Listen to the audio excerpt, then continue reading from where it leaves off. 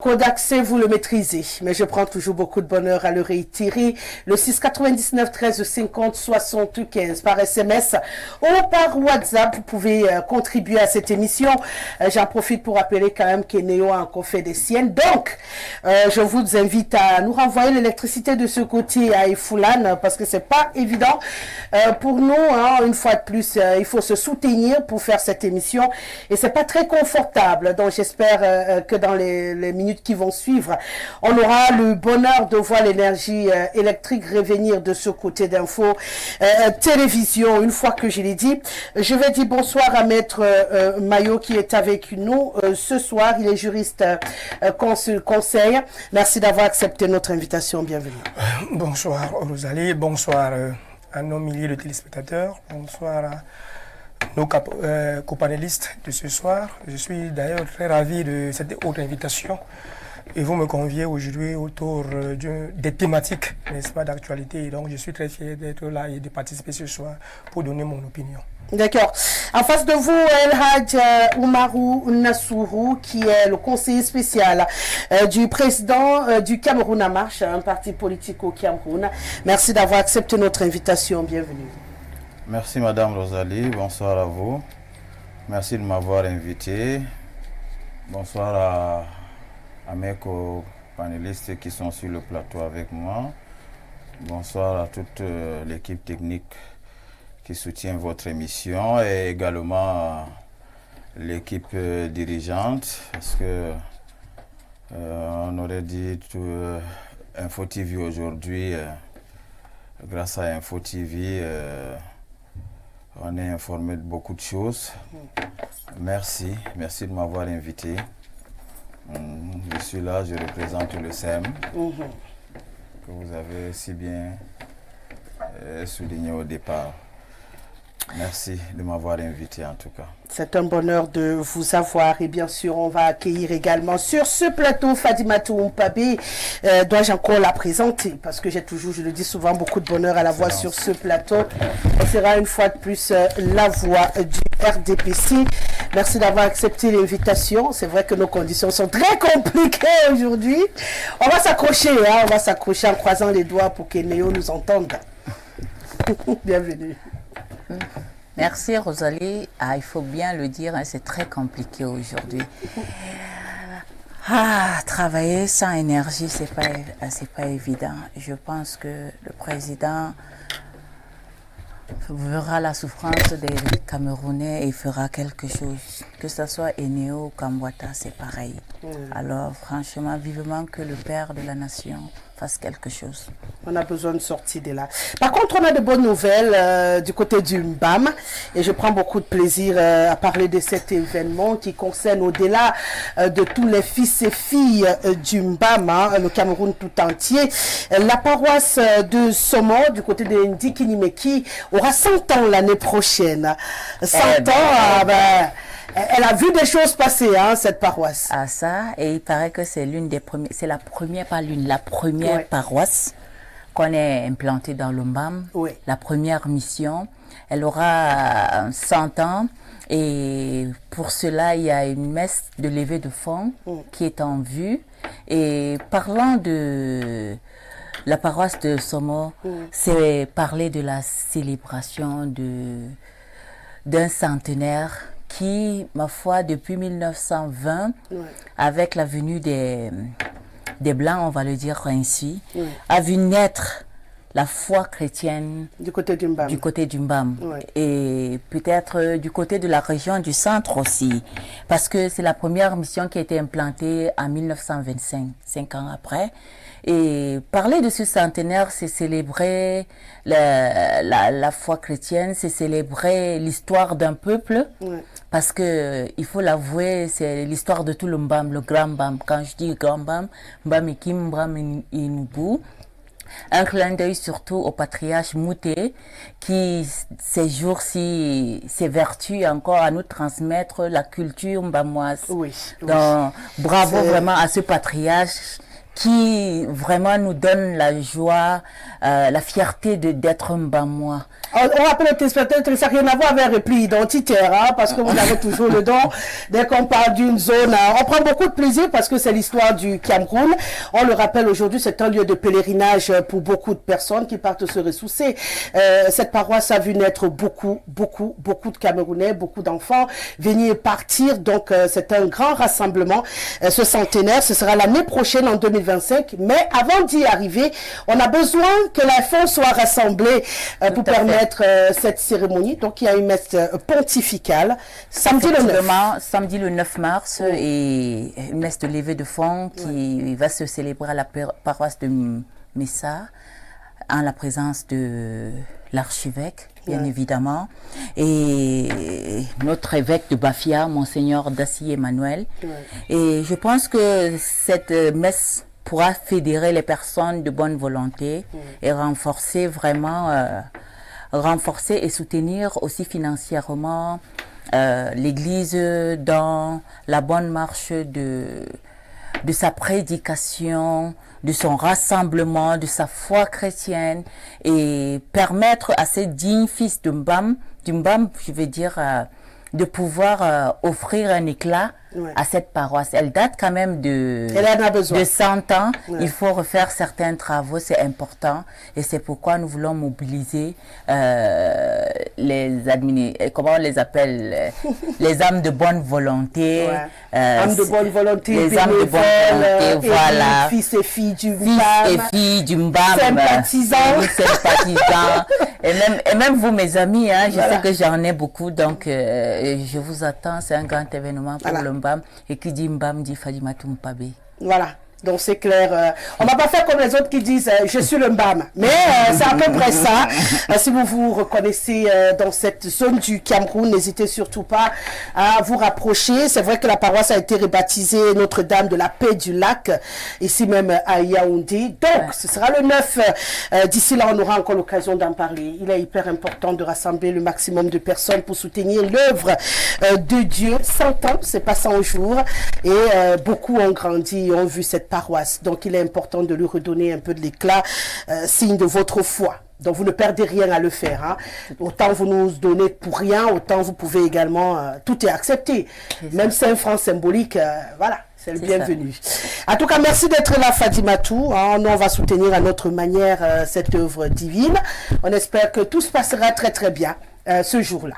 On espère aussi. Voilà. Et ça nous permet de dire également bonsoir à Simon Bila qui est avec nous ce soir, qui par contre lui est un peu dans le tourbillon de son côté parlant des religions. On ne va pas en parler ce soir ou on en parle. Bienvenue, monsieur le ministre. C'est un plaisir de vous accueillir. Merci Rosalie, merci pour tous ceux qui nous accueillent chez eux. Ouais. Et je suis un peu en retard avec ces embouteillages. On n'a pas ressenti, rassurez-vous, ils n'ont pas ressenti. Alors, en parlant de la religion, vraiment, je suis honoré que le Mbam ce sont les mêmes. L'église presbytérienne, dans le Mbam, dans Salaka Maritime, Yongokele, et dans le sud. Ce sont les 4 régions-là qui composent l'IPC, qui traversent des moments difficiles. Disons des tentations difficiles. Et nous croyons que c'était des petits problèmes internes et tout est politisé, on ne sait même plus ce que ça va donner. Donc toujours pas d'horizon, toujours pas... Non, on voulait se réunir, bon, il y avait la police qui nous a... Oui, j'étais couvrir ce mouvement-là dernièrement, et puis on attendait patiemment que vous ayez une autre date pour vous réunir. Apparemment, le bout du tunnel, c'est pas pour maintenant.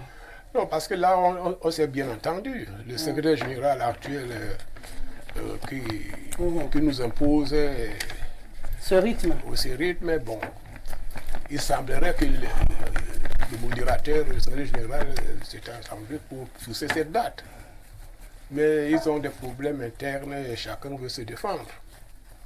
Et malheureusement, il y a une situation, si nous nous rappelons de ce qui s'est passé dans le passé à Antioche,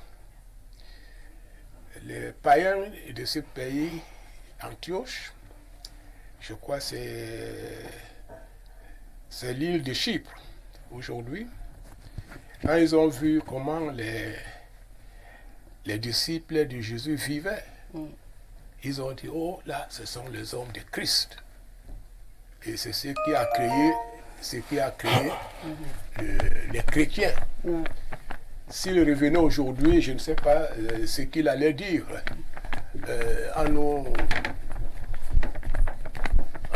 je ne sais pas s'il va applaudir ou nous devons avoir honte, mais il y a quand même une situation pas très réjouissante. L'État ne devait pas se mêler dans cette affaire. C'est ça qui dérange en fait. C'est l'État qui dérange. Parce que quand on utilise l'État qui intervient comme s'il y avait des problèmes mortels, alors on perturbait tout. Qu'en réalité, toutes les assemblées générales, il y a toujours eu des problèmes internes à résoudre, surtout les problèmes financiers. Parce que là, il y en a des paroisses très très très pauvres et des paroisses super riches. Et je crois que c'est le point faible de l'EPC. Les pasteurs de brousse sont complètement malheureux. Et des grandes villes sont confortables. Chacun a son véhicule, ce n'est pas une Mercedes.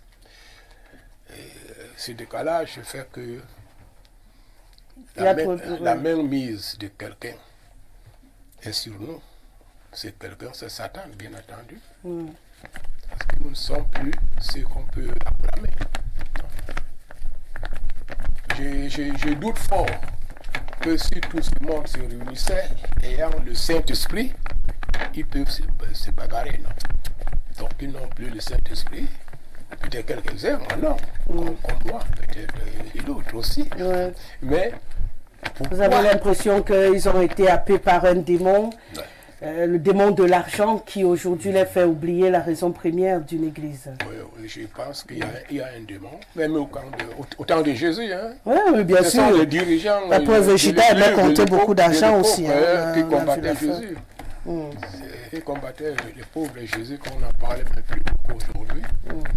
J'admire les musulmans. Les musulmans, vraiment, j'aime bien les musulmans. Si vous parlez mal de Mohamed, c'est tout musulman du monde qui réagit. Mais aujourd'hui, même si vous insultez Jésus, vous dites n'importe quoi, vous le dessinez n'importe comment, vous le laissez sur la croix, personne ne réagit. Et c'est dommage. C'est très dommage. Vous vouliez dire un mot dessus, Maître Maillot? Il y a deux choses. La première chose, c'est que j'ai oublié de vous transmettre le bonjour ou le bonsoir de quelqu'un que vous admirez beaucoup. Mais je vais revenir. Je voudrais rapidement rebondir sur ce qu'a dit Fadima tout à l'heure et ce que vient de dire Monsieur le ministre. Et vous comprenez, en réalité, au sein de l'Église, il y a une crise. Une crise à deux niveaux. Le premier niveau, c'est relation Église-société. Et deuxième niveau, c'est relation intra-Église. C'est-à-dire qu'au sein de l'Église, et c'est ce qu'il a fait bien d'évoquer, c'est qu'au sein même des pasteurs de l'Église ou bien des tenants de l'Église, ça ne va pas, il n'y a pas de paix. Ça a créé une certaine distorsion entre ce qui est dit dans la Bible et ce qui est pratiqué dans la Bible. Je vous parle seulement de l'aspect financier.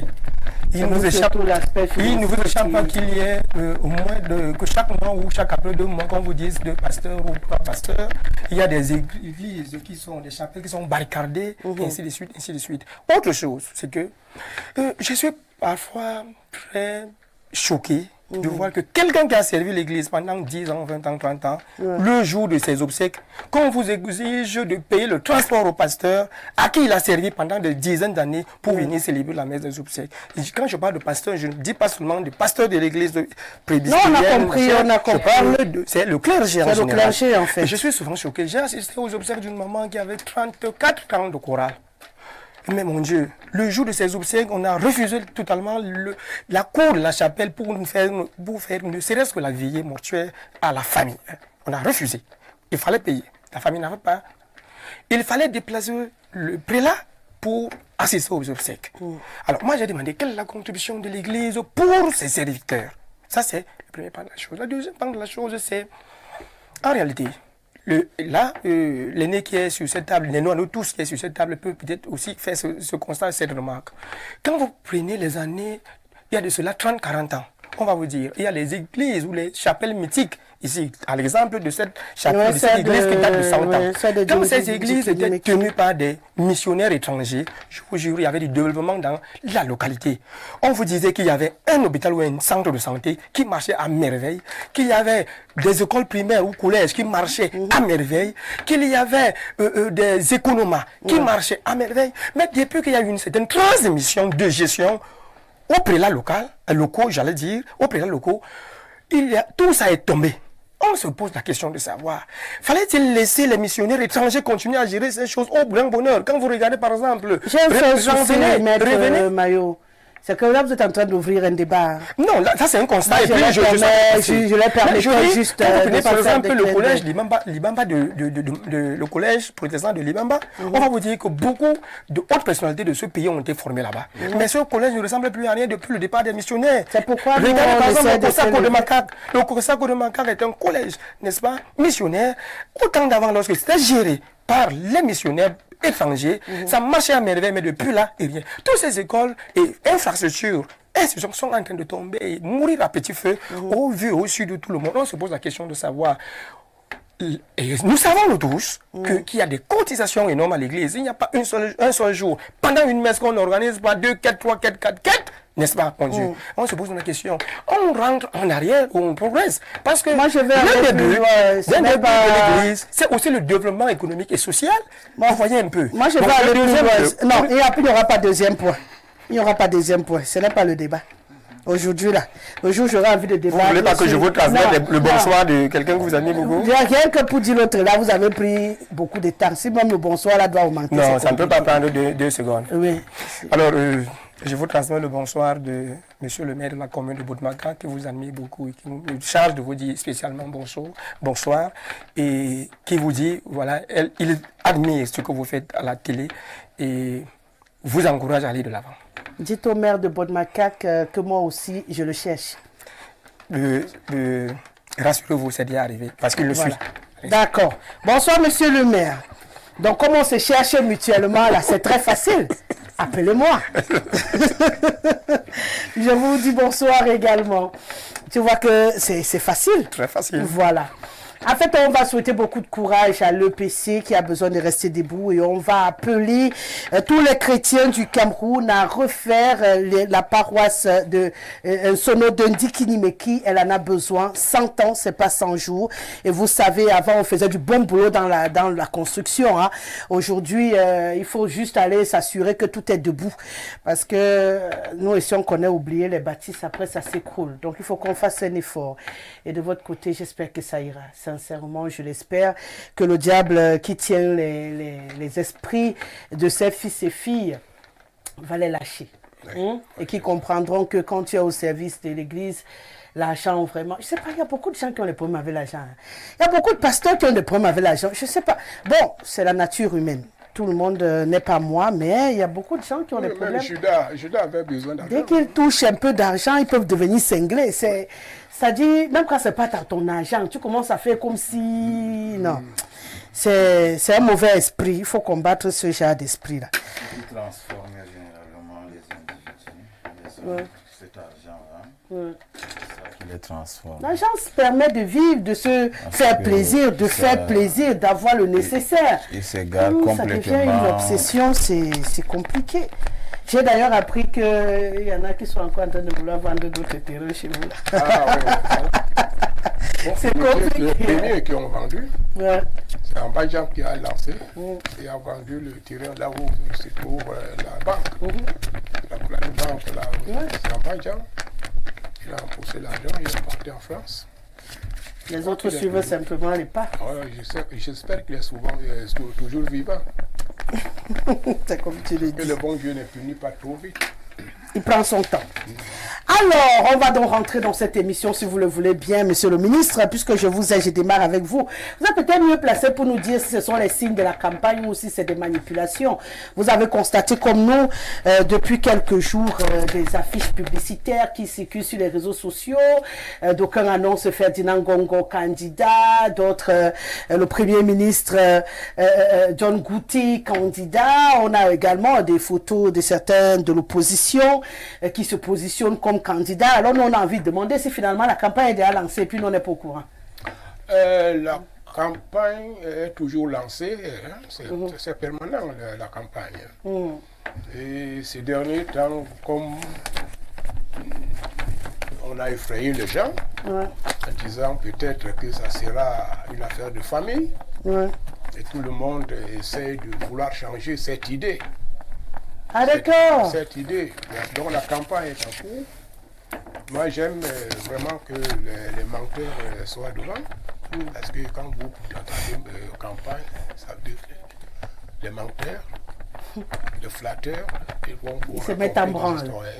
Ils vont vous raconter, ils vont dénigrer celui-là, ils vont tout détruire pour paraître être le seul.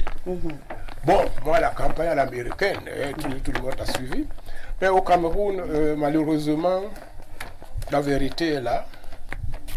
La pauvreté s'installe, l'injustice s'installe, le faux usage de faux s'installe, les chômeurs, tous ont la barbe.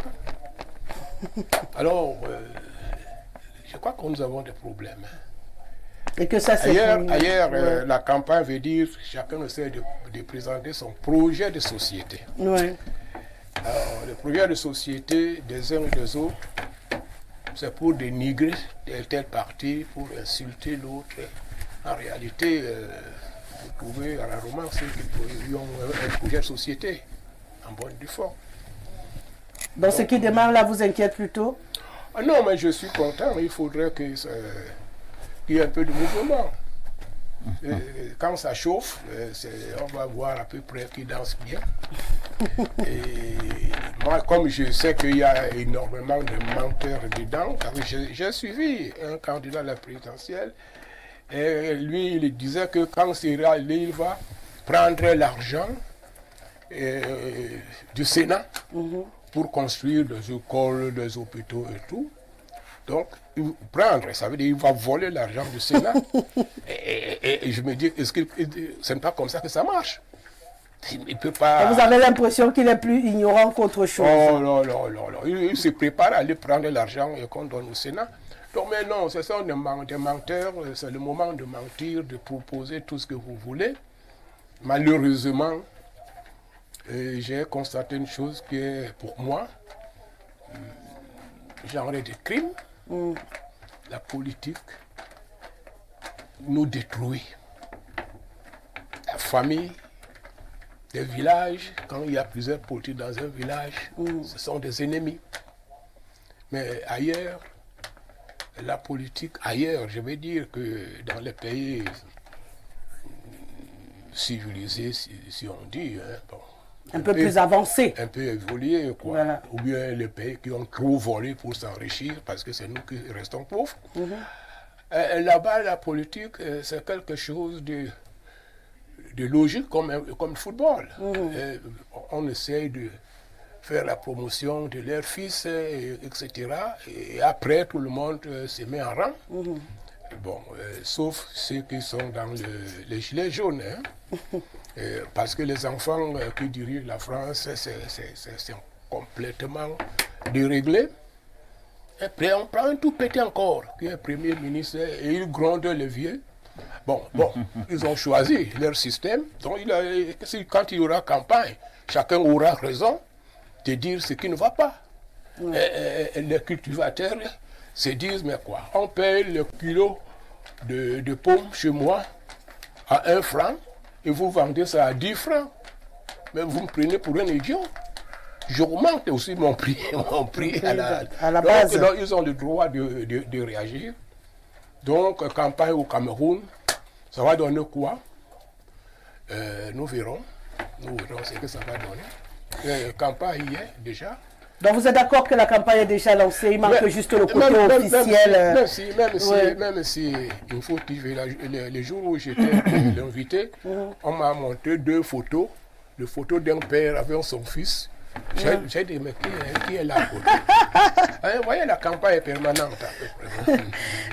Maître Jules Mahot, le ministre, lui, trouve que la campagne est déjà lancée et que les photos que nous voyons pour ceux du parti au pouvoir ou du gouvernement, c'est pour brouiller les cartes parce qu'à un moment donné, on avait beaucoup tourné le regard sur Franck Biya, qui était censé être le défunt du président de la République, et qu'aujourd'hui, puisqu'on se rapproche de plus en plus de la date, il faut commencer à embrouiller un tout petit peu, à balancer les cartes à tort et à travers. Et pour lui, on restait permanemment en campagne lorsqu'on est en politique et que c'est logique que tout cela soit en cours en ce moment. Ah oui, le ministre a parfaitement raison.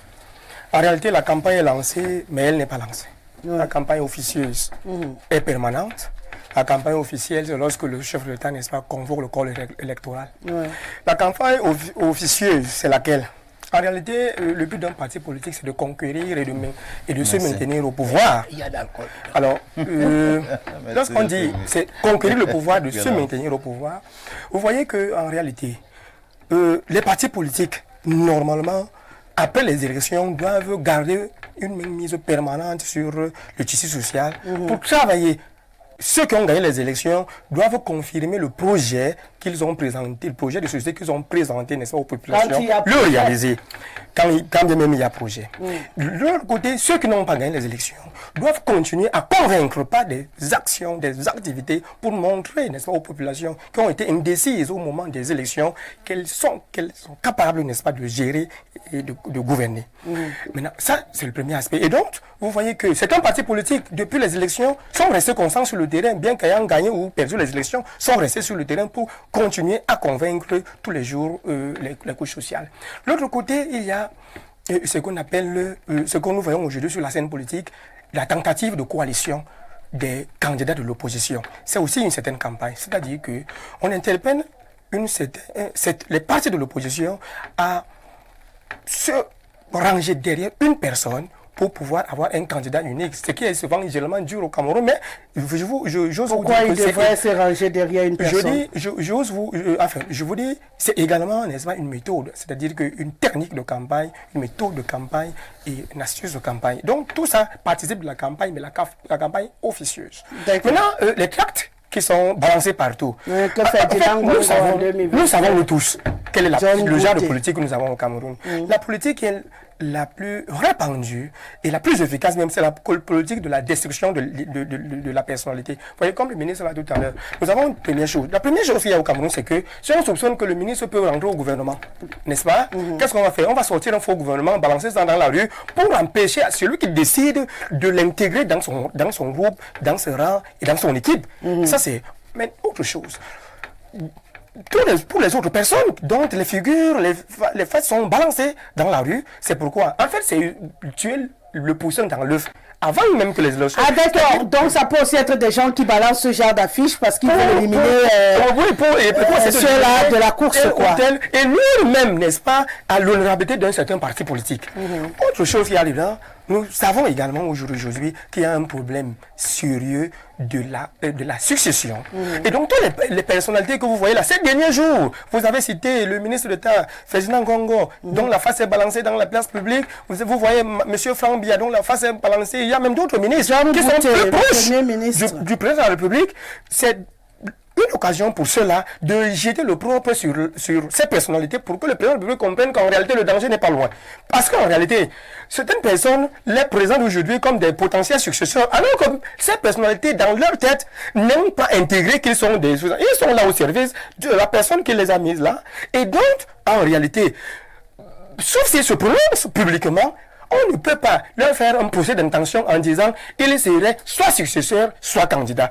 Vous comprenez donc que cela n'est que, n'est-ce pas, de la manipulation et aussi une méthode pour essayer n'est-ce pas, de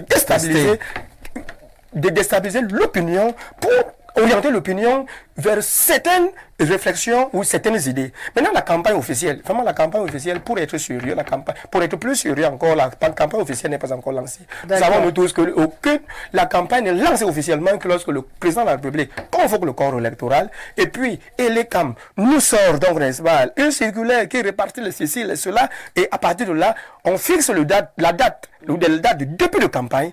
Dès que les dates sont fixées, et puis tous les partis politiques se mettent en branle et présentent aux populations leurs projets de société. Et cela, là, ce n'est plus des élucubrations, ce ne sont plus des imaginations. Là, c'est du vrai concret. Mais ce que le ministre a dit est vrai. En réalité, la campagne reste permanente. D'accord. La campagne officielle n'est pas encore lancée, d'après le ministre et maître Jules Maillot, mais on est permanemment en campagne. Je suppose qu'on s'aime également. Et tout ce qu'on entend là, ces derniers temps, les affiches et tout, vous dites que c'est pour troubler un peu l'opinion, quoi. Moi, je pense que c'est pour faire diversion. La campagne, comme disait Excellence, Monsieur le ministre et notre compatriote, la campagne officieuse est constante. Hein? Ouais. On est toujours en activité politique pour convaincre les indécis. Hein?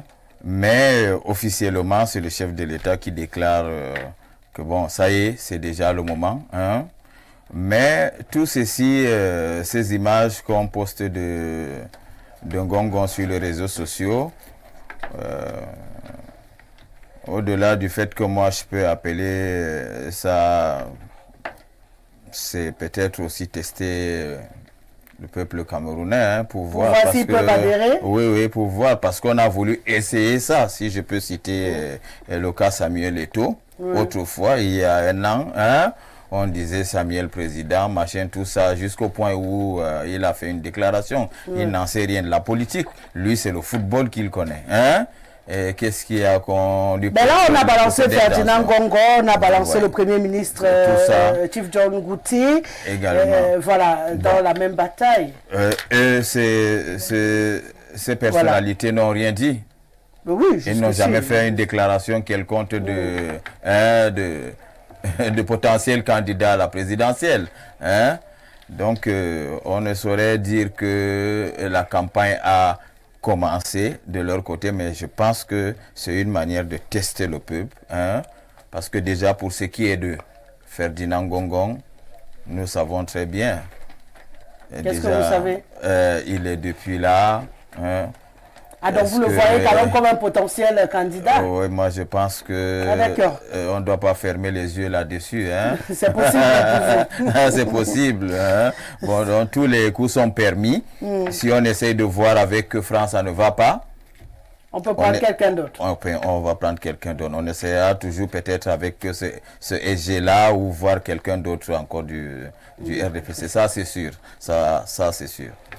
Fatoumata Mpabe, le DCC balancé, le Premier ministre balancé, le secrétaire général à la présidence de la République balancé comme potentiel candidat à cette élection présidentielle. Nous, on se pose beaucoup de questions. Est-ce qu'on essaie de tester, comme il le dit El Hadj Oumarou Nassourou, on essaie de tester le peuple, le pouvoir. Ils se sont beaucoup bloqués, ils ont beaucoup réagi pour le cas Frambia. Est-ce qu'on essaie de lancer une autre pierre pour voir qui peut passer le marché en perspective de cette élection, ou pour vous, c'est des manipulateurs qui jouent avec ces effigies? C'est ce que j'appelle, au fond de moi, la mauvaise campagne. C'est-à-dire manipuler l'opinion publique. Et en politique, tout est permis, hein? Même les coups bas. Donc, c'est un coup bas? Je ne sais pas, mais je dis, c'est ce que j'appelle la manipulation de l'opinion publique. La mauvaise campagne. Officiellement, on n'a pas encore lancé une campagne. Officiellement, le président n'a pas encore convoqué le corps électoral. Et nous savons que c'est là où les choses commencent comme il se doit. Mais aussi, d'un autre côté, c'est le combat des titans, hein? La guerre des clans. Il ne faut pas l'oublier. Ils se déchirent entre eux. Qui sera le plus fort, qui sera le moins fort. Et c'est tout à fait logique. Parce que quand on sait qu'une échéance, une telle échéance est en vue, on est forcé de tenter tous les coups.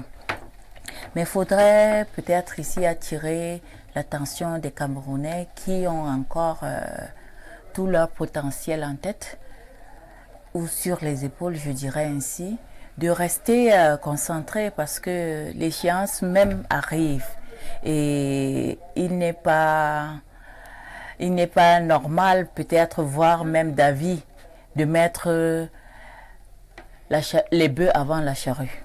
La charrue avant les bœufs. Non, le contraire. Parce que les charrues sont motorisées. Vous avez compris, monsieur le maire.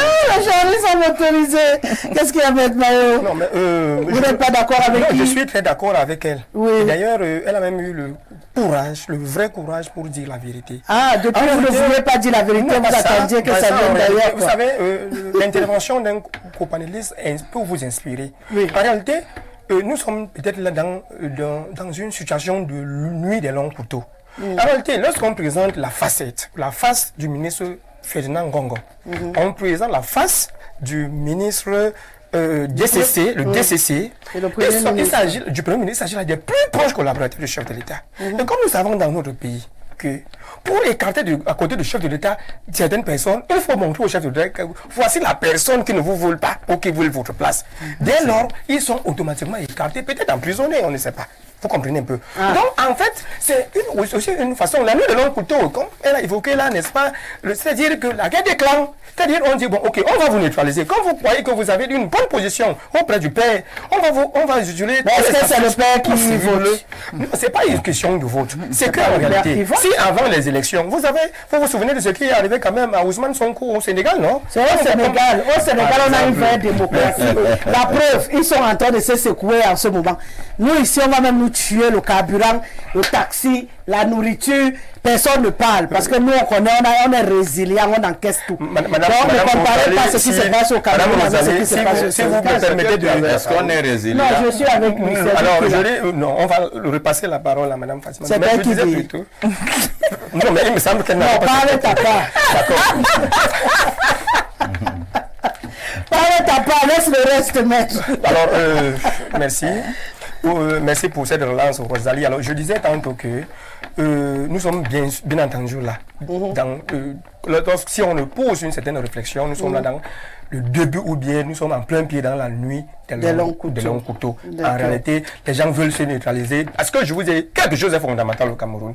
Dès qu'on met votre nom sur une certaine page qui montre, soit vous êtes contre le chef de l'État, soit vous êtes ici, c'est une façon de vous tuer, n'est-ce pas, et de vous écarter du chef de l'État et peut-être de votre poste. D'accord. Et pour rebondir, j'oubliais quelque chose, Rosalie, avec votre permission. Oui, vous l'avez. L'opposition qui veut aussi marquer les esprits, comme quoi ils sont solidaires pour une fois. C'est ça qui m'intéresse, moi. J'aimerais voir pendant combien de temps ils vont tenir et jusqu'où ils vont aller. Et si cette fois-ci, vraiment, ils vont tenir le coup. Ils sont, au départ, c'est combien? C'est 7? 6, 7? Bon, il y a beaucoup d'alliances en train de s'étudier. Non, ils ont sorti déjà la liste.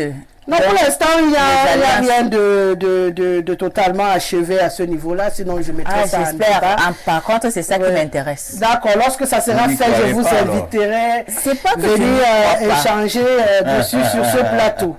Parce que c'est clair que ça sera également une stratégie lors de cette campagne à venir. Voilà. On espère que ça va se faire, hein, qu'on ait moins de partis en course et peut-être plusieurs alliances aussi. Ça va nous changer des candidatures, excusez-moi l'expression, inutile qu'on a parfois lors des présidentielles au Cameroun. Vous voyez, quelqu'un lui-même, ça vient dépasser, il dit qu'il veut être président de la République. Pardon, épargnez-nous souvent. De toute façon, on arrive tout doucement, on va y arriver. Il y a des candidatures, moi-même, je dis souvent que c'est pitié pour nous. Ayez pitié, ne nous donnez pas trop de travail. Réduisez l'effectif, comme ailleurs. Comme ça, le choix devient facile. On a les vrais combats, les vraies batailles. Madame vous Rosalie, nous donnez un peu le travail. Quand Dieu est élu, c'est le Satan qui bat campagne pour la personne. D'accord. Donc, ne sous-estimez pas. Hein? Non, je n'ai pas parlé de sous-estimer quelqu'un. Vous ne comprenez pas. Je ne sous-estime pas. Mais il y a des personnes, président. Toi-même, tu sais. que quelqu'un lui-même est menacé, lui seul par sa respiration, mais il veut être président. Comment? Et vous savez que ces gens-là, généralement, il y a des gens qui les envoient être candidats. Voilà, donc on aura l'occasion d'en parler. Là, on était juste en train de vérifier. Comme on n'est pas encore en campagne officielle, je préfère m'arrêter là pour ce soir et lire les réactions des téléspectateurs. Bonsoir à vous. Je vous dis pour ma part, ces gens ne donneront plus rien au gouvernement, y compris, je vous le dis, ceux qui sont avec ces régimes. Et de plus, ce n'est pas le trône, la présidence, c'est pas pour une seule tribu. Le Cameroun en compte plus de 250. Donc si ces gens ont un brin de conscience qui respectent les autres tribus. C'est une affaire de tribus maintenant, le poste de président. Tout ça, c'est pour saucissonner le pays, pour enfin montrer aux yeux du monde entier que la démocratie existe. Or, tout ça, c'est le folklore.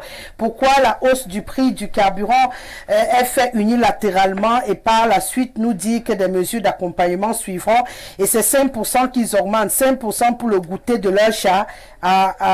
Est-ce que ça peut aller? Vous voyez, c'est de la dictature tout ça et ça va de pair. Quand les enseignants partent, ils parlent de patriotisme. Où sont leurs enfants? Ils ne sont pas en Europe. Pour eux, le Cameroun, c'est la poubelle depuis 40 ans.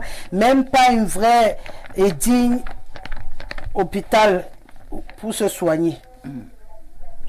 Le français était très laborieux, mais je suis arrivée. Bonsoir Rosalie, il y a des coïncidences troublantes. Comment 7 journaux au moins ont eu la même titraille ce matin en parlant d'une potentielle candidature du SGPR? Tu as eu des franquistes autoproclamés sur le landerneau médiatique national, sauf qu'on dirait qu'il y a comme un air d'essoufflement de ce côté depuis que le fils a rejoint le père. C'est Zigli qui nous écrit ce soir. Bonsoir madame. Monsieur le ministre ne peut pas dire que celui qui dit aller prendre l'argent du Sénat est un menteur. Tout est dans la compréhension de l'idée évoquée. À quoi nous sert réellement le Sénat? En supprimant le Sénat, on fait une économie de 17 milliards qui peuvent servir soit au recrutement des enseignants, soit au recrutement des médecins et autres. C'est monsieur Tonga qui nous écrit. Voilà. Ce noir depuis hier dans une tenue de panthère à l'intérieur pour dévorer qui ce soit. Je salue l'illustre panel, particulièrement la ravissante Fadima Tou, églisienne de la mission étatique du Grand Air, qui constate des désagréments de Enéan à transformer le studio en sauna pour une douche chaude médiatique. Heureusement pour moi, hier, la climatisation me calmait le mental idéologique. Le père Mbila, dans des lamentations de la spiritualité qui bat de l'aile. J'implore l'Éternel de lui venir en aide pour une accalmie. Campagne à vivre une médiatisation virtuelle face au mythique Nomgi, dont les actes relèvent d'un mystère parce que doté d'un numéro de téléphone n'ayant pas d'abonnés à sa suite dans le cadre de la campagne. Dixit le ministron d'une institution supérieure quelque part. J'attends de voir la suite de cette singerie politicatron. C'est ma soeur Thomas qui était sur ce plateau hier. Il dit donc que lui, il avait la clim. Bonsoir, bonsoir Madame Rosalie. La campagne est lancée et le seul qui est prêt, c'est le professeur Kamto Maurice du MRC. Mais malheureusement, les Camerounais ne sont pas prêts. S'il est prêt, que les Camerounais ne sont pas prêts, c'est compliqué. Bonsoir, le plateau reste au Gabon. 25-30, consacré à la présentation. Richard depuis Libreville. Il faut me laisser permettre à mes invités de parler de ce qu'ils veulent parler. C'est quoi? Tu n'as même pas réagi au thème, mais tu juges qu'ils ont pris beaucoup de temps pour parler de l'église. Vraiment, moi, je ne comprends pas les Camerounais. Donc, on vient de finir un thème, tu n'as rien dit. Mais tu as constaté qu'ils ont pris le temps pour parler de l'église. C'est la démocratie. Non, ce n'est pas la démocratie. J'ai donné la permission, ça fait partie de mon émission. Bien sûr. Qui lui dit que l'émission, c'est seulement quand on commence à débattre. La causerie d'avant, là, c'est toujours l'émission. La preuve, tu as appris aujourd'hui que le PC n'a pas encore solutionné ses problèmes. Tu as appris que la paroisse Sono de Ndikinime qui a besoin que vous cotisiez pour que on fasse le centenaire. C'est une information. Voilà. Donc, tu as noté ça. Maintenant, au-dessus, on ajoute le débat. Comme on est en train de débattre là. Donc, toi, tu connais quand on vient ici, dès qu'on dit bonjour, bonjour, bonjour, on commence à courir. Vraiment, le travail de l'autre. Il y a les téléspectateurs qui veulent même bientôt venir me dire ce qu'ils veulent faire sur le plateau. Donc, quand un sort, quelqu'un m'a dit l'autre jour, moi, il a choisi mon thème. Donc, il attend son thème avec impatience dans tous les thèmes que tu as annoncés. Tant que tu n'es pas arrivé là-bas, lui ne veut rien entendre. Tout ce que vous dites avant, là, lui, il est énervé à la maison. Que passez vite, arrivez à mon thème. C'est pas comme ça. La démocratie, ça s'apprend, hein? La tolérance aussi. Bonsoir la Rose nationale. On assiste ici à un tâtonnement du terrain qui est devenu un nouveau mode de gouvernance au Cameroun. On crée un vrai faux truc. On s'assoit, on observe la réaction de la population et on prend la décision en fonction de cette réaction. Le 237, le continent de tout est possible. Le pays de tout est vrai et de tout est faux. Wadiebe service. Bonsoir Rosalie, je salue Fadimatou. C'est monsieur Yaga qui nous écrit. Rosalie, dis-nous la vérité. Le père là vit même encore. Madia depuis aider. Donc c'est moi qui détiens la vérité dans cette affaire, Madia. Donc c'est moi qui dois venir t'annoncer ici. Je vois que tu n'aimes pas ma vie. On repart au Gabon. Bonsoir Madame Rosalie, je vous aime. Vous êtes une vraie modératrice. Vous n'avez pas votre langue dans la poche et j'aime ça. Christian depuis Libreville. Merci Christian. J'ai eu peur de ce qui allait suivre. Rosalie, une fois de plus, ma nièce m'avait posé cette question, tonton. Est-ce que tous les contes de fées commencent par il était une fois? Je lui ai dit non. D'autres contes de fées commencent par si je suis élu, je ferai. Et c'est le cas avec le Cameroun, un pays rempli de bluffeurs. Ce pays m'a déjà dépassé. Mieux, je mettais bonne émission à vous, Gauthier, depuis Mendon à Yaoundé. Mais le Gabon, ce soir, ils sont nombreux. Hein? Bonsoir, madame. Pour moi, les élections ne servent à rien. Paul Biya est devenu le premier roi au Cameroun. Abdoulaye depuis Bitam. Bonsoir Rosalie, Ngongo est mieux que les autres, c'est mon choix. Hilaire de Niga. Bonsoir Madame Rosalie, ainsi qu'à mon grand frère Maître Jules Maillot. Par rapport au premier thème, je pense que la campagne électorale a bel et bien commencé, même si elle demeure pour le moment officieuse. Cependant, toutes ces pancartes publicitaires peuvent être analysées sur deux plans. D'abord, une sorte de manipulation foireuse de l'opinion. Ensuite, une volonté cachée de ces différentes personnalités. Léo, depuis Polytech. Je vais m'arrêter là pour qu'on puisse poursuivre cette émission. On a encore deux épineux sujets à aborder ce soir. Toujours est-il qu'on garde les yeux bien ouverts. Hein? Campagne ou pas campagne, toujours est-il qu'il n'y a pas de fumée sans feu. Et comme l'a dit un téléspectateur, c'est une dizaine de journaux titrent sur les mêmes photos le matin au Cameroun, ça veut toujours dire quelque chose. Donc on garde les yeux bien ouverts et on attend la suite. La suite de l'affaire. Alors on va parler des ONG. Je l'ai dit aujourd'hui, une journée mondiale consacrée aux ONG au Cameroun. Là, je vais commencer avec vous, Maître Maillot. On a beaucoup d'ONG au Cameroun, des validés, des pas validés, officiels, pas officiels. Toujours est-il qu'on a l'impression que c'est devenu le nouveau business à la mode au Cameroun. Chacun crée son ONG. Moi, je connais au moins 4 personnes qui, depuis le début de cette année, ont créé des ONG. J'étais encore avec d'autres il y a quelques jours, une association en train de se transformer en ONG. Qu'est-ce qui se cache finalement derrière les ONG au Cameroun? Est-ce que finalement c'est utile? Voilà, dans sa traduction linéaire, organisation non gouvernementale, en réalité les ONG sont des structures qui ne sont pas étatiques mais qui remplissent la mission, n'est-ce pas, qui leur sont dévolues, qui en réalité cette mission est généralement une mission étatique, mais ils viennent en ressources à l'État. Les ONG ont plusieurs types de missions. D'autres ont une mission éducative, d'autres sociétales, d'autres comment dire, au plan économique, agricole, ainsi de suite. C'est-à-dire que lorsque vous avez une ONG, il y a toujours une mission que vous vous assignez et cette mission vient en complémentarité avec la mission de l'État. Maintenant, l'utilité des ONG au Cameroun. Vous savez, là, je vais vous dire une chose. Ce que je vais vous dire, c'est que le professeur Mounon Diana, de mémoire, nous avait théorisé la théorie du mapartisme. Au Cameroun, on constate de plus en plus que chacun veut créer sa part de choses pour pouvoir gérer son niveau et s'en sortir. Ça traduit exactement ce que vous voulez relever tout à l'heure. C'est-à-dire que les ONG ne font que se créer. Nous avons deux types d'ONG. Nous avons les ONG internationales et les ONG nationale. C'est-à-dire que ceux qui naissent à partir du Cameroun et qui s'érigent, le plus souvent ça commence par une association, puis ça se transforme en ONG. Et il y a les ONG qui viennent d'ailleurs et qui ont un impact, par exemple, aussi les ONG, celles qui, n'est-ce pas, défendent, qui sont pour la défense des droits de l'homme. Ce sont ces ONG qui ont une certaine réputation, n'est-ce pas, sur le terrain de nos jours. Vous vous souvenez des ONG, de l'autre ONG qu'on avait, n'est-ce pas, on avait lu ça dans la presse, c'est pas vérifié de mon niveau, à mon niveau, mais on a vu dans la presse qu'il y a une certaine ONG du côté du nord-ouest, du sud-ouest, qui transportait des malades de sécessionnistes dans leur ambulance, des malades cachés, qui revenaient d'un combat et étaient blessés. Donc, vous comprenez le rôle trouble des ONG au Cameroun et cela, n'est-ce pas, demande à suffisance l'utilité, l'intérêt de votre thème aujourd'hui sur le débat. Parce qu'on se pose vraiment la question de savoir quelle est vraiment l'utilité des ONG. Si au plan juridique, ça tient au respect des textes, les ONG ont leur importance. Parce qu'en réalité, on ne peut pas légaliser une ONG, n'est-ce pas, qui frise dans l'idiotie, qui frise dans l'illicite, qui frise dans ce qui est contraire à la loi.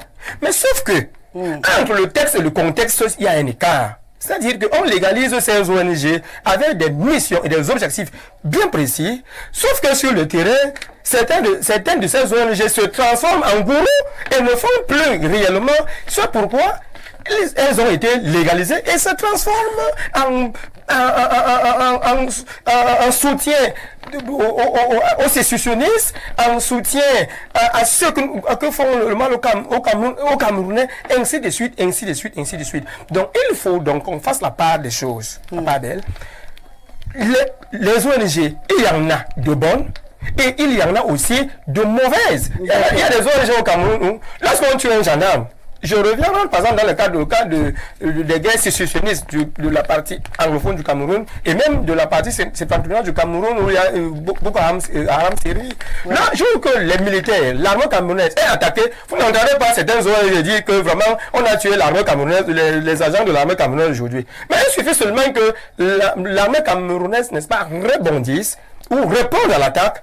Dès lors que des assaillants sont neutralisés, on vous dit non, vraiment l'armée camerounaise ne respecte pas les droits de l'homme. Ça, ce ne sont pas des bonnes ONG. Parce qu'autant, il faut relayer l'information. Qui décide qu'une ONG est bonne ou pas? Non.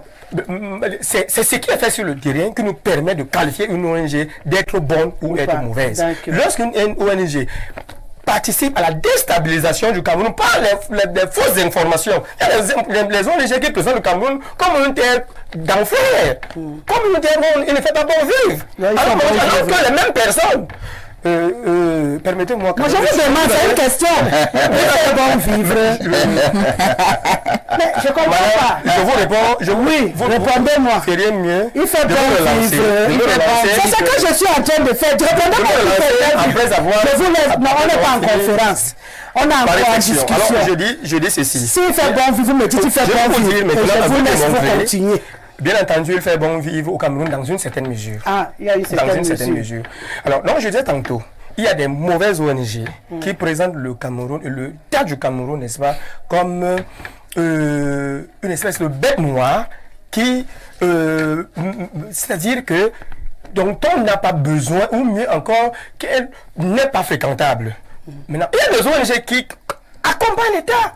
Nous tous, que ce soit les ONG, les associations, des groupements ou autres, nous devons accompagner l'État. Mais ça ne veut pas dire accompagner l'État aveuglement. Nous pouvons accompagner l'État en disant à l'État ce que l'État a fait de bon et en disant à l'État ce que l'État n'a pas fait de bon, en proposant par la suite que, au lieu de faire ceci, voilà ce qu'il faut faire. Vous savez, il y a des ONG au Cameroun qui, par exemple, pour la défense des droits de la femme, mais ces ONG, pour les bonnes ONG, ne manquent pas de dire à l'État, mais pourquoi dans le gouvernement camerounais, on le retrouve comme on lutte là pour l'équilibre homme-femme, pourquoi on ne le retrouve pas, s'il y a 50 ministres, on retrouve 25 ministres hommes, 25 ministres femmes. Voici une ONG qui fait des propositions, mais les ONG d'autres sont là cachées. quand il faut, mettre à la face du monde l'état et les avantages du Cameroun, vous les voyez en premier. Quand le Cameroun est en situation difficile, causée par certains groupes et certaines personnes, vous ne les voyez pas. Vous revenez par exemple, je vais chuter par là. Ouais. Vous revenez par exemple sur le cas de la situation de crise dans le nord-ouest et le sud-ouest. Alors, depuis que on soupçonne que les vrais financiers des sécessionnistes sont de l'autre côté de la mer Rouge ou de l'océan, vous n'entendez pas ces ONG les placer au devant. Mais dès lors qu'on dit, ok, là nous sommes là, on en a marre, il faudrait que ces gens, vous comprenez même qu'en réalité, lorsqu'on parle même de ces ONG, au Cameroun, en réalité les 20 ONG, vous ne les voyez pas se bousculer.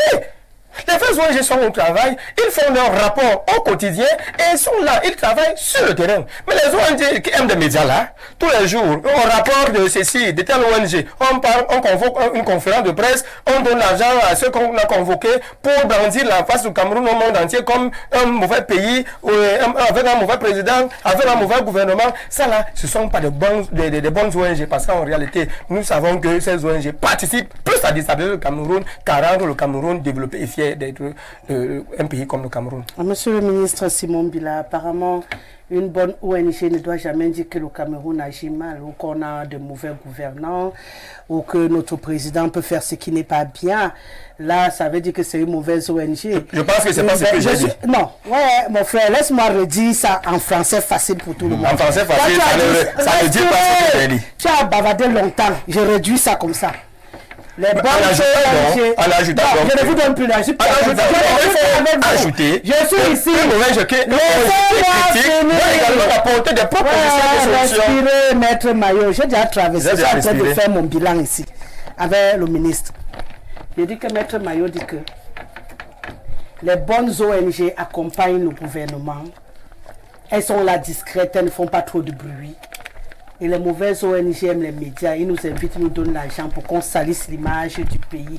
Parce qu'à l'instant où tu dis que ça ne va pas au Cameroun, c'est que tu es en train de déstabiliser le pays.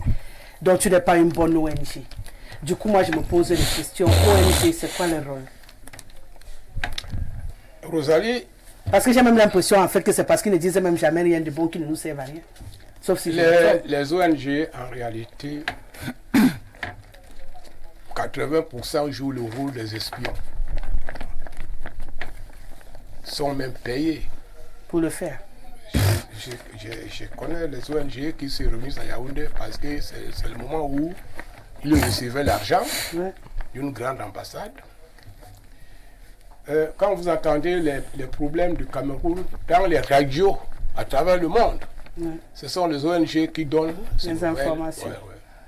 Donc vous avez à peu près les ONG pro-gouvernementales, les ONG de l'opposition, les ONG de la CIA, les ONG de la France, parce que le système que nous avons, il faut que la France le contrôle. Alors, il y a les ONG qui disent aussi les vérités. Et si vous permettez, parce que j'ai un peu les démangeaisons. Démangez-vous, monsieur le ministre. Je vois le Cameroun qui augmente. Maintenant, les déclarations officielles qui disent qu'on a subventionné, on a toujours subventionné le pétrole. Je veux dire que le pétrole du Cameroun est exploité par qui? Puisque l'État doit subventionner. Et j'ai encore trouvé une autre expression. Le chemin de fer que vous voyez là, l'État devait toujours subventionner le chemin de fer que les Français ont repris. Les Français ont repris tous les ports de l'Afrique. Ils ont repris. Si vous faites un port en eau profonde financé par la Chine, il faut que ça soit contrôlé par un Français. Voilà le rôle des ONG. Les ONG, par exemple, quand les ONG voulaient déstabiliser le Cameroun, et ils ont dit, à travers, c'est le patronat qui a arrivé à obtenir du sommet de l'État la possibilité de détruire tout ce qu'on a construit comme grille de salaire.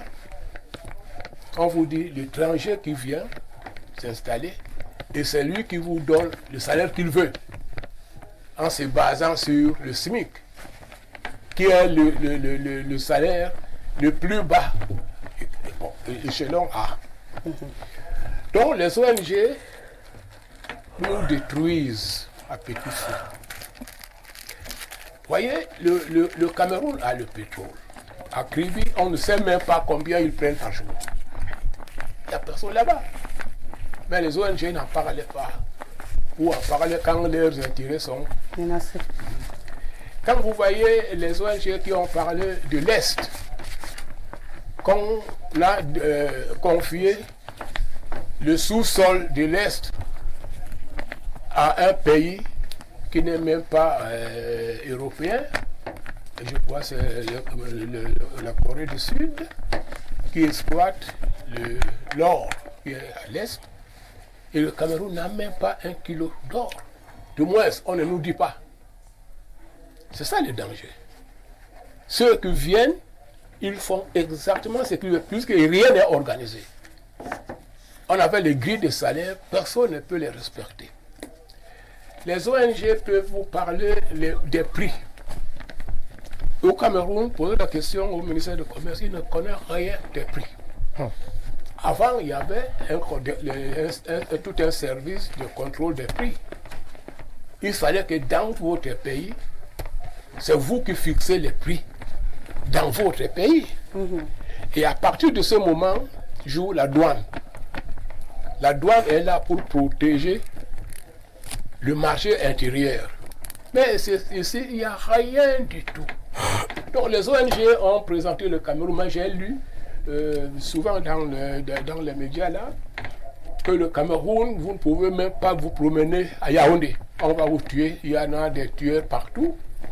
Que si on vous arrachait votre téléphone, ne poursuivez pas le bandit parce qu'il va vous poignarder. Alors, si c'est ça le rôle des ONG, c'est ça, je me demande pourquoi on ne met pas un œil officiel derrière les activités de ces groupes. C'est très sensible. Bien sûr. Donc, moi, Ce qui m'amène à ma prochaine question. Pourquoi on ne les vire pas? Je suppose qu'ils ont des accréditations. Elles ont des accréditations pour exister au Cameroun.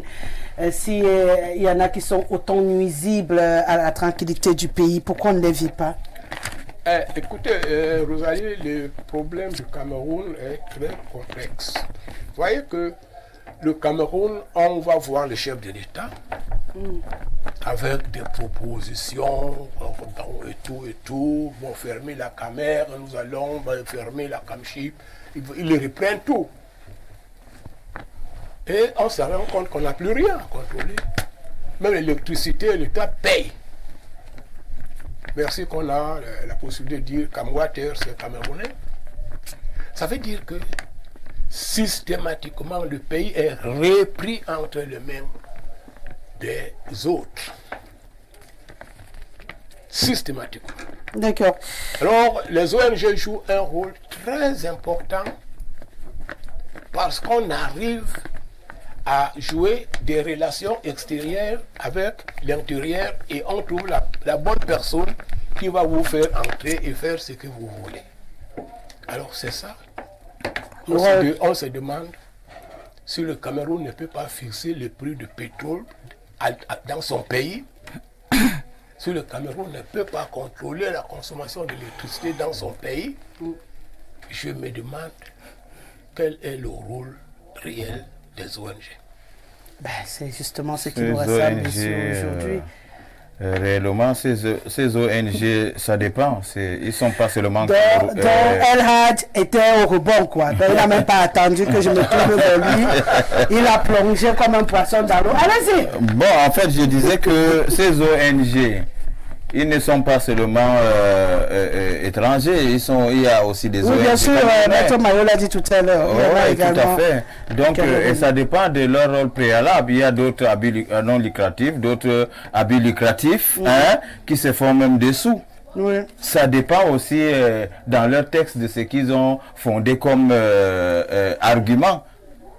Dans quel contexte qu'ils travaillent? Est-ce que dans l'humanitaire? Est-ce que ces ONG ont de multiples rôles à jouer? Alors vous pouvez vous trouver qu'ils sont utiles? Oui, quelque part, oui. Donc, on ne peut pas dire totalement que ces ONG sont néfastes, négatifs, dans tous les domaines, dans tous les sens, parce qu'ils dénoncent parfois l'injustice qui se vit dans des milieux où d'autres ne peuvent pas se retrouver. Ces ONG ont parfois leur place. Parce que... Donc vous êtes pour les dénonciations qu'elles font souvent? Oui, tout à fait. Parce que, vous savez, sans ces ONG, on ne saurait jamais ce qui se passe, les exactions, les meurtres et tout, qui se passe, qui se vit dans les zones, par exemple, dites dites anglophones. Anglophones, voilà, vous avez tout dit. Et même chez les Boko Haram, par exemple, c'est ces ONG-là qui nous permettent de se renseigner. Parce que ce sont les milieux de guerre où ce n'est pas tout le monde qui part là-bas. Avant-hier, quelqu'un me disait qu'on a ramassé toute leur production de champs. Ils sont venus de nouvelles méthodes, puisque ce sont des gens qui ne sont pas sur place. Ils sont venus couper en tout cas toute la production du champ, de mille qui étaient là pour partir avec, puisque ce sont les gens qui sont toujours en cavale. Donc ces ONG permettent quand même au moins de nous informer, les habits aussi de l'armée, et ainsi réciproquement, aussi les habits également de ces Boko Haram. Vous voulez soutenir que ce sont les agents secrets? Bon, disons qu'il y a ces ONG aussi qui sont des agents secrets. Ce n'est secret pour personne, mes excellences. D'accord. Ces ONG, dites les ONG internationales, qui viennent de l'extérieur, qui dénoncent souvent les abus dont le gouvernement camerounais, la dictature et tout, qui salissent notre image. Ceux-là, nous savons très bien que ce sont les espions. Ce sont les agents de renseignement. Mais vous ne voulez pas qu'on les mette tous dans la même gibecière? Parce non, que tout à fait, parce qu'il y en a ceux qui sont utiles. Oui. Il y a ceux qui sont utiles. On ne doit pas les mettre dans le même paquet. Ils s'appellent librement ONG. Bon, si vous voulez, c'est un mal pour un bien, parce que qu'est-ce on que ne fait pas de malade sans casser les œufs. Tout à fait. Donc du coup, tant qu'il y en aura de bons et de mauvais, on sera obligé de fonctionner avec. Tout à fait. Mais ma question reste tout entière, Fadimatou. Au point où on en est, on est quand même d'accord qu'on a de bonnes ONG, on en a également qui ne rendent pas service véritablement, même si ça dépend de la posture qu'on a.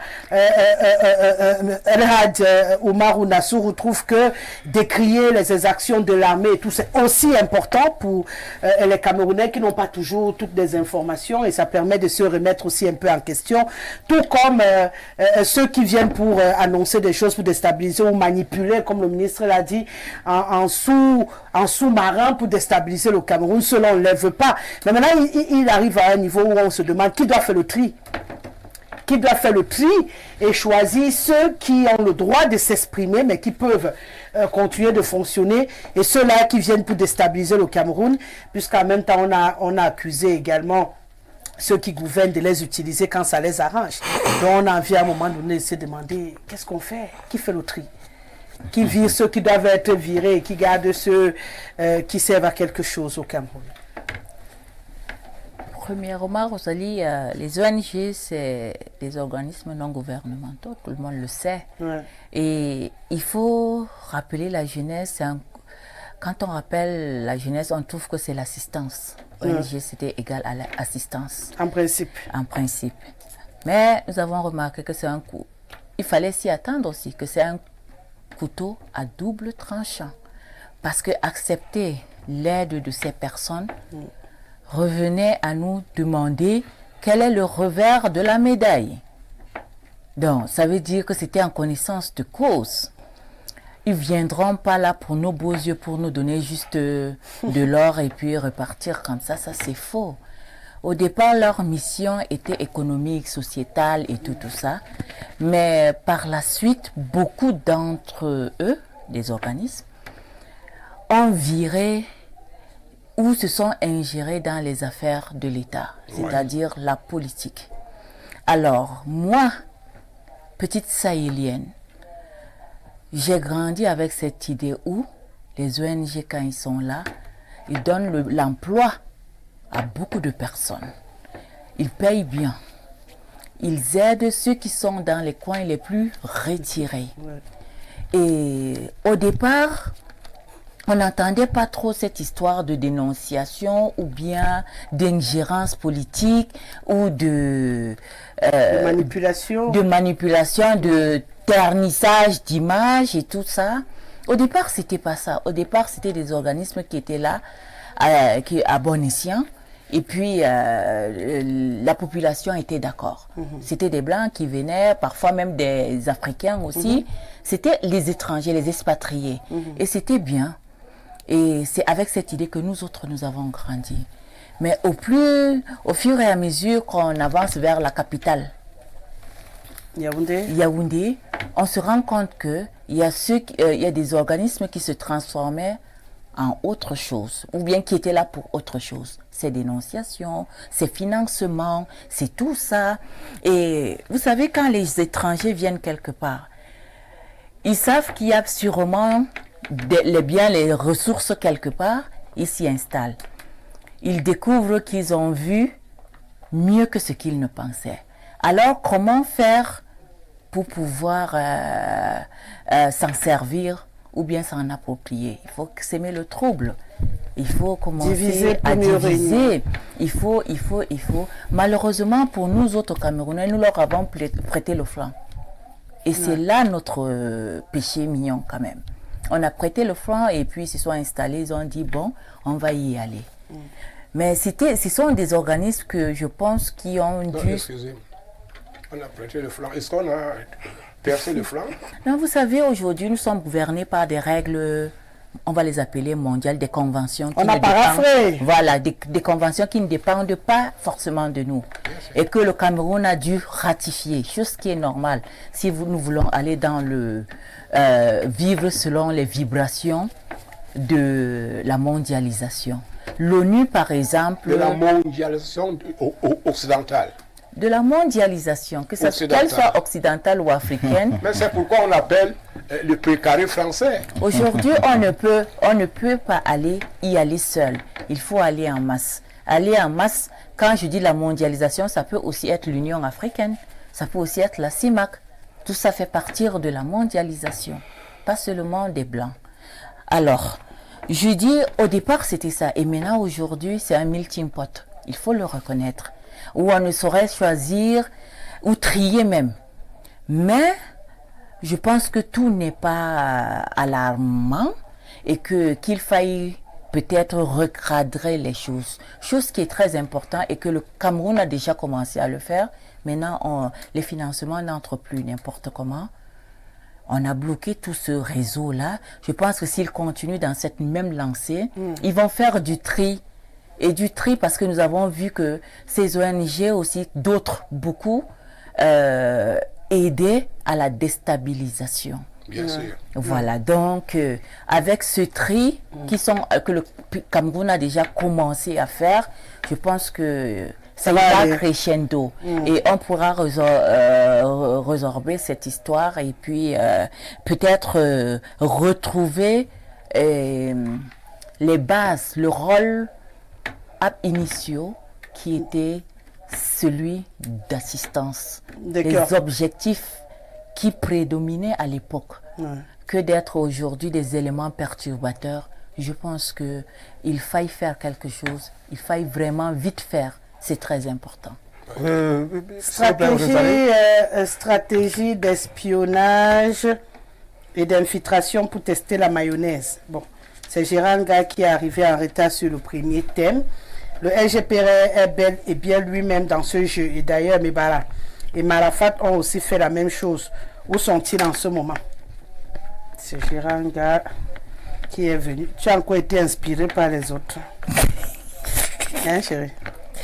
Bonsoir à vous sur le plateau. Courage au directeur général d'Info TV qui pense chaque jour pour le carburant afin de diffuser l'émission. Non, on dit courage au PDG. Dieu donné un vent. Ce n'est pas le DG qui met le carburant. C'est le PDG. Dieu donné un vent. C'est lui qui souffre pour mettre le carburant là. C'est lui qui monte, qui descend, qui s'arrache les cheveux. Et c'est même plus s'il en a beaucoup encore des cheveux. Ah oui. À force de... à force de réfléchir et de se prendre la tête. Donc, oui, je rectifie votre message. Courage au président, directeur général d'Info TV qui pense chaque jour pour le carburant afin de diffuser l'émission. Grâce à lui, nous sommes édifiés au quotidien. Que l'Éternel lui donne longue vie. Sadio depuis Kaélé. On a même besoin d'un groupe électrogène. Donc, s'il y a même aussi le don qui peut arriver, le vrai don hein, de l'ONG, pas le don pour déstabiliser Info TV. Oui, parce qu'en même temps, c'est beaucoup de pression aussi, beaucoup d'investissement. Bonsoir sur le panel, parce que je sais qu'il y a des gens qui ont nous-mêmes pour ne rien faire avec.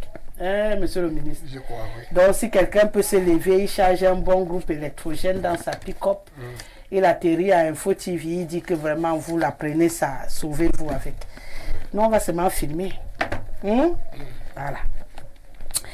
Bonsoir sur le panel. De ma part, oui, elle est utile. Je me souviens quand elle est venue en aide aux personnes attaquées au Septentrion. Elle s'est démarquée avec toute son énergie. Elle n'est pas la seule. Même à nos frères qui sont au front, d'autres pour venir en aide aux femmes battues ont expulsé des maisons ou expulsé des maisons. Bref, ils viennent en aide, mais ils se tuent pour pas trop parler. Maintenant, d'autres n'encouragent pas le gouvernement et aiment les médias. Junior de Soa. Qu'est-ce que vous avez avec les médias ce soir? On ne doit pas nous aimer. Bonsoir la Rose nationale, toujours originale qu'une licorne. Pardon, faut dire à ce monsieur que même l'État du Cameroun a besoin de mauvaises ONG.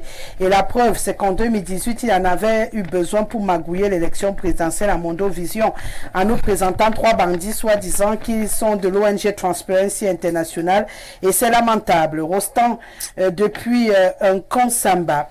Bonsoir madame, les ONG au Cameroun, c'est une forme de banditisme. Tous les ONG qui sont au Cameroun sont pas sérieux. D'abord, ils ne font rien sur le terrain. Ils font des fausses factures pour envoyer. C'est des donateurs pour avoir de l'argent pour rien. Ils sont là pour nous tromper. L'argent que les donateurs donnent au Cameroun, 80% entre dans les poches et c'est des gens là qui dirigent ces ONG là. C'est Martin depuis Mora. Il y a parfois des messages que j'ai du mal à lire. Hein. On va aller du côté du Congo. Bonsoir le grand soir. Demandez à monsieur le juriste que dit d'une ONG que le gouvernement camerounais avait montré à Mondovision, prétestant que les élections se sont bien déroulées. Pour lui, les bonnes ONG sont celles qui sont avec le pouvoir et les mauvaises sont celles qui dénoncent les méfaits du pouvoir. Alors, c'est le docteur Ibarra depuis le Congo. Bonsoir. Bonsoir Rosalie et bonsoir à ton panel. La deuxième thématique m'intéresse. Il faut savoir qu'il y a des ONG internationales. Elles sont plus ou moins nombreuses et il y a très peu d'ONG nationales car les conditions qu'il faut remplir pour qu'une association camerounaise passe du statut d'association de la loi de 90 à une ONG est très difficile. Au Cameroun, nous avons beaucoup plus d'associations et ces associations et ONG jouent un rôle très important. Mais il y a également des associations qui sont créées mais malheureusement ne travaillent pas. Calistalom, depuis Yaoundé.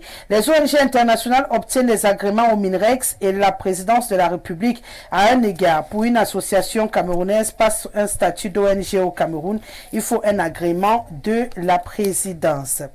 Ce qui fait qu'on a beaucoup plus des ONG internationales que des ONG camerounaises. On a compris. Voilà, c'est parce que je voulais faire. D'accord. Bonsoir Rosalie. Vous-même allez vous laisser des personnes qui constituent le gouvernement comme nous les connaissons là diriger votre entreprise de production personnelle. Je ne vois pas le lien avec notre débat, mais bon.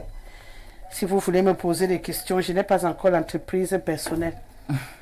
Quand je l'aurai, je vous promets, je saurai si je peux engager... Déjà, pourquoi j'irai engager des gens qui nous gouvernent? Je chercherai les jeunes Camerounais qui ont besoin de bosser pour les recruter. Je crois que c'est pourquoi on demande de créer des entreprises à notre niveau. Ce n'est pas pour aller prendre encore ceux qui travaillent déjà dans le gouvernement pour les mettre à l'intérieur. Ouais. Allez, on va prendre notre dernière thématique de ce soir, peut-être après une transition, une toute légère transition. Vous êtes toujours sur Info Télévision, l'émission c'est le grand soir de lundi à vendredi. Nous sommes ensemble pour échanger autour des sujets qui font l'actualité. Je l'ai dit, Néo a décidé de nous mettre au travail ce soir. On souffre le martyre dans cette pièce, mais on va s'accrocher pour aller jusqu'au bout de cette émission. On va parler à présent de ce SMIC. On a tous lu la note du Premier ministre qui fixe donc le nouveau SMIC au Cameroun. La première question qui nous a traversé, là je suis obligé de vous utiliser, monsieur le ministre. La première chose qui nous a traversé quand on a lu cette note sur le SMIC au Cameroun, on s'est demandé, est-ce que ça annule aussi le SMIC du privé qui était à 60 000 et que ça remet pour tout le monde à 43 000 ou c'est juste pour les agents de l'État? C'était la première question. Donc, on veut commencer par rassurer les téléspectateurs avant de poursuivre la discussion. Le SMIC, c'est très délicat. Si c'est le SMIC privé, dans un pays organisé, il y a une commission nationale consultative du travail qui joue un rôle très important pour les salaires à l'intérieur du pays. Ce qui est intéressant dans cette commission, c'est de savoir qui est dans cette commission. Il y a les députés, le Sénat, il y a le patronat, il y a alors les syndicalistes. C'est un organe qui devait être fonctionnel. C'est à partir de leur avis qu'on devait fixer un SMIC. Et le SMIC, s'il est bien fixé, tient compte d'abord du panier de la ménagère. Qu'est-ce qu'un homme peut avoir à Yaoundé pour survivre? Et si on y regardait très bien, en commençant par le loyer, l'électricité, l'eau, les transports et le prix du poisson, le prix d'un kilo de viande, et on va réfléchir et voir s'il peut vivre ou non. Mais si on veut se comparer en France, vous voyez, le SMIC français, c'est plus de... Aujourd'hui, c'est à peu près 1200, c'est dans le 800 000 pour vivre. On va dire que c'est beaucoup peut-être, mais chez nous, il y a eu ce qu'on voulait baptiser une crise. Et parmi cette crise, on a détruit tout le travail qu'on avait fait jusque-là, parce qu'il y avait un grille de salaire où l'on voyait, on pouvait camerouniser le cadre camerounais. Et qui a monté ces plans, c'est le patronat. Parce qu'il disait que le gouvernement, tous les 3-4 ans, fixait les salaires, pourcentage d'augmentation des salaires. On a cassé tout ça et nous ramené à la merci des employeurs. Donc le SMIC camerounais n'existait pratiquement pas dans un calcul normal pour permettre à un Camerounais de première catégorie de survivre. Mais d'ailleurs, comme il n'y a plus de grille de salaire, tout le monde est basé sur le SMIC. Tu n'as plus besoin de que tu aies de deuxième catégorie, cinquième catégorie, huitième catégorie, les grilles de salaire étant balayées. Donc, il faut revoir. Il faut réorganiser. Même cette, entre guillemets, révalorisation, parce que ça peut être plus ou moins apprécié par les uns et les autres, pour vous, vous ne considérez pas encore, rien n'est fait pour l'instant. Non. C'est un montant pour vous qui est minable, qui ne tient pas compte de l'environnement et qui, au finish, n'aide pas les agents de l'État. Non, Rosalie, si vous voulez voir exactement la différence entre un expatrié qui travaille au Cameroun et un Camerounais, vous allez vous dire, mais c'est deux mondes. Et quand vous voyez un pays qui ne contrôle plus rien, qui ne contrôle pas les prix à l'intérieur de son pays, qui a laissé, soi-disant, libéraliser. Non, on ne peut pas libéraliser ce qui est indispensable pour la survie d'un État et la survie des hommes qui y sont. Donc on me fixe un SMIC par décret, sans aucune étude préalable. Je me dis, mais vous vous basez sur quoi? Parce que cette commission consultative du travail permet à un groupe de travailler en permanence pour donner au gouvernement des informations viables. La question de ce débat se fait parce que c'est vrai que j'ai appelé certains syndicalistes avant cette émission, puisque en principe ils avaient siégé avec les autorités, ils étaient ressortis avec 3 SMIC désormais au Cameroun, 60 000 pour le privé, 45 000 pour le secteur agricole et autres, et bien sûr 41 000 quelque chose pour les agents de l'État. Donc la révalorisation, c'est les 5% qu'on a annoncé pour les agents de l'État et qui s'est ajouté sur ces 41 000 qui modifie donc désormais ce montant à 43 969 francs CFA, dont la hausse de 5% annoncée par rapport au carburant. C'est ce qu'ils ont mis là. Mais les autres restent sur leur montant qui avait été fixé après la discussion justement avec les syndicats. 45 000 pour le secteur agricole et le reste, et puis 60 000 pour le secteur privé. Donc on a toujours un SMIC à 3 vitesses au Cameroun. Non, ce qui est vraiment enfantin, on parle de la première catégorie, mais il devrait y avoir 12. D'où la nécessité d'avoir notre grille de salaire qu'on a balayée. D'accord. Et quand vous voulez discuter dans un pays sur la première catégorie, donc vous êtes en train de nous dire que tous les Camerounais sont à un niveau le plus bas possible. C'est pas comme ça que moi je vois le problème. Oui, un SMIC, mais notre grille de salaire est où? Et on discute. Mais c'est pas ça. La discussion, c'est une erreur de discuter.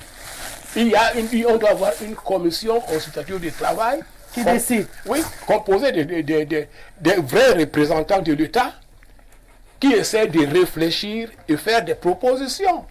Et quand vous avez négligé cette commission, vous prenez les décisions sur quelle base? Moi, je pense que c'est fantaisiste. D'accord. Une décision fantaisiste pour vous aussi, qui ne répond pas aux besoins véritables de ces agents de l'État, 5%, qui les enlève de 41 000 à 43 000. Déjà, c'est même pas l'agent d'un studio moderne à Yaoundé pour louer. C'est compliqué. Et qu'est-ce que ça va apporter de plus? Une bonne nouvelle ou une nouvelle tout court? Donc voilà, je vais aller tout droit au but. Oui, en réalité, vous avez posé une question aujourd'hui et heureusement vous-même, vous avez apporté les éléments de réponse à votre question pour distinguer également que le Code du travail gère autant les agents de l'État et les agents du privé. Et donc pour les agents de l'État, le décret récemment signé a rivalisé le SMIC à leur niveau en ajoutant 4 500 au titre des allocations familiales. Pour ce qui est des agents qui relèvent du Code du travail travaillant dans le privé, là-bas le SMIC est resté simple. Mais au sortir, et là je reviens à ce qu'a dit Excellence tout à l'heure, il y a eu justement une réunion, je ne sais pas comment appeler cette rencontre, est une commission consultative, mais j'ai quand même vu à la télé une réunion qui rassemblait quelques membres du gouvernement. J'ai vu le ministre du Travail, j'ai vu le ministre du Commerce, j'ai vu d'autres ministres. Il y avait les syndicalistes, les patrons des syndicats, il y avait des commerçants, il y avait d'autres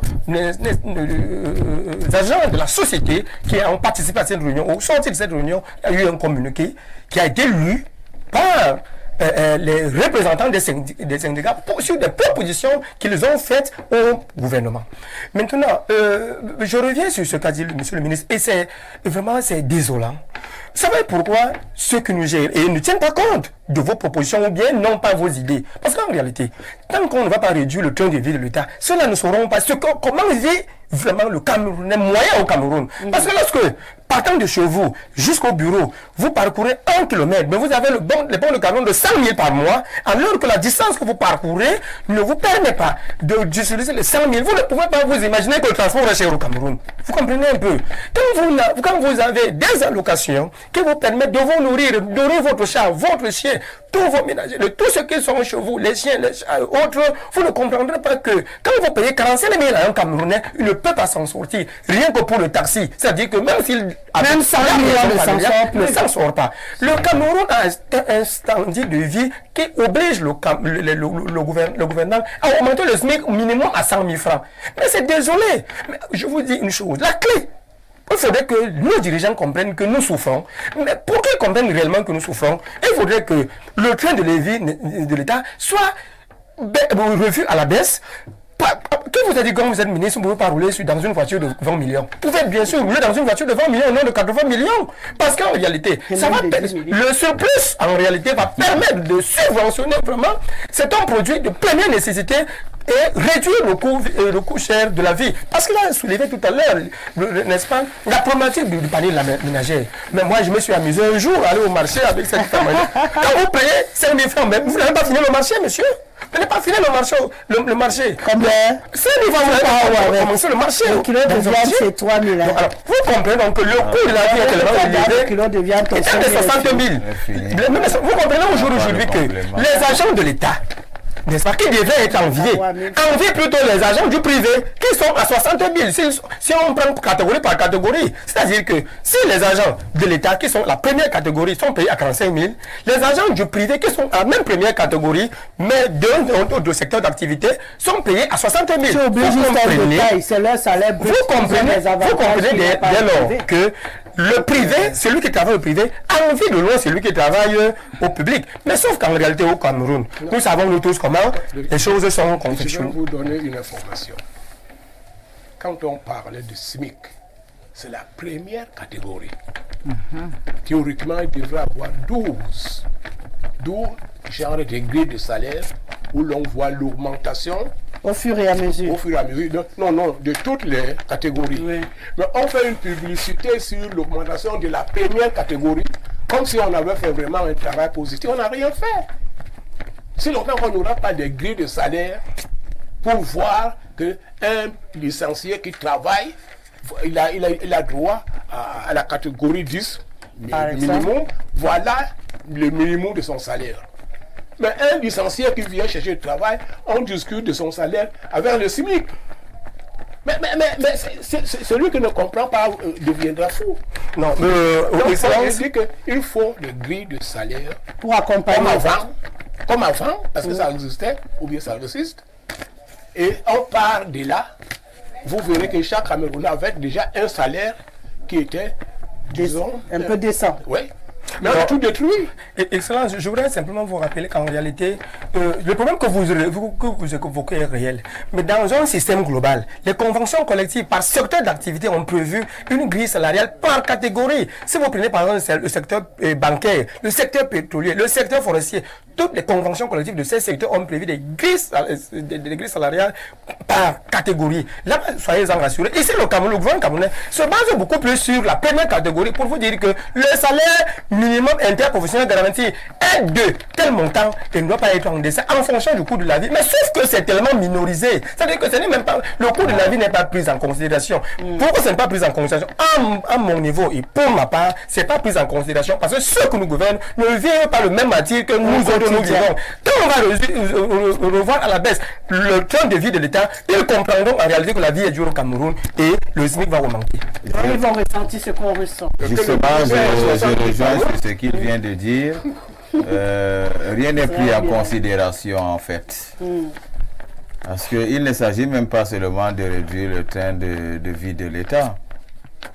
Tout ça, ce sont des jeux. Des jeux. Oui. C'est la politique tout simplement. Nous savons très bien que ce qu'ils ont eu à ajouter, c'est insignifiant. C'est insignifiant. À la limite même, c'est la moquerie. Tout à fait. Voilà le mot exact. Le mot idéal, c'est la moquerie. Parce que les gens vivent très mal.